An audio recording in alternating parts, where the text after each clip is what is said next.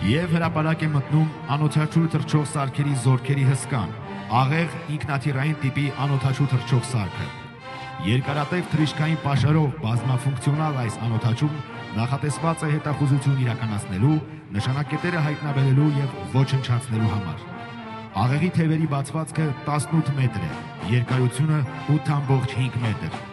Կարող է թռչել 200 կմ/ժ արագությամբ, 28 ժամ տևողությամբ։ Ծովի մակարդակից կարող է բարձրանալ մինչև 8600 մետր։ Թռիչքի շարավիղը 2000 կիլոմետր է։